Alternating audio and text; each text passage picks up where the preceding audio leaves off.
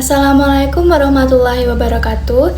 Perkenalkan, nama saya Nur Zakia Salsabila dengan MPM B1A025381. Pada video ini saya akan menjelaskan mengenai teori anomi dari infografis yang saya buat. Asal-usul teori anomi. Teori anomi lahir, tumbuh, dan berkembang berdasarkan kondisi sosial karena munculnya revolusi industri dan Great Depression di Prancis dan Eropa pada tahun 1930-an yang menghasilkan deregulasi tradisi sosial. Untuk pertama kalinya, istilah anomi diperkenalkan oleh Emile Durkheim yang diartikan sebagai suatu keadaan tanpa norma. Emile Durkheim mempergunakan istilah anomi untuk mendeskripsikan keadaan dalam suatu masyarakat di mana tidak ditaatinya aturan-aturan yang ada dalam masyarakat tersebut sehingga menyebabkan deviasi atau penyimpangan pada perilaku orang terhadap norma. Menurut Robert King Merton, konsep anomi diredefinisi sebagai ketidaksesuaian atau perbedaan antara tujuan dan cara.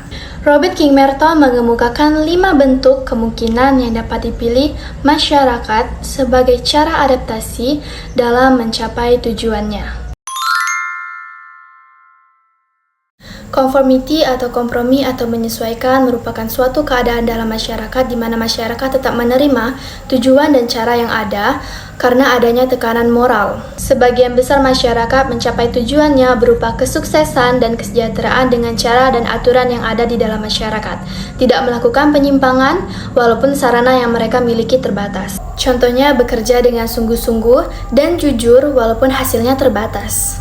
Yang kedua ada innovation atau pembaharuan atau perubahan, yang dimana suatu keadaan menunjukkan tujuannya diakui dan diterima di dalam masyarakat namun mengganti sarana yang dilakukan untuk mencapai tujuannya. Perubahan sarana ini bisa mengarah kepada positif dan negatif. Dalam kehidupan masyarakat, kesuksesan, kesejahteraan, dan materi dipandang sebagai suatu hal yang harus dikejar dan dicapai oleh masyarakat.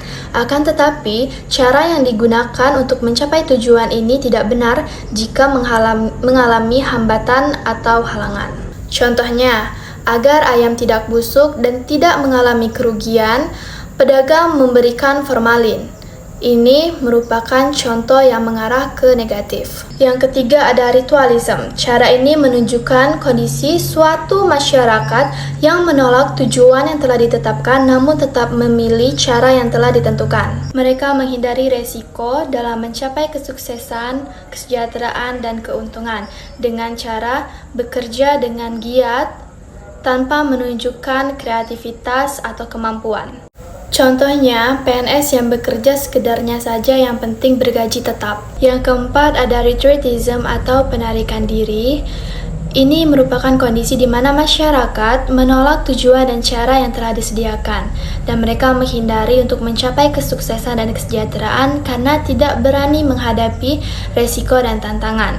Mereka juga tidak mampu mentaati aturan yang ada di dalam masyarakat. Contohnya adalah anak pang. Mereka memiliki perspektif sendiri terhadap kesuksesan. Yang kelima atau terakhir adalah rebellion atau pemberontakan.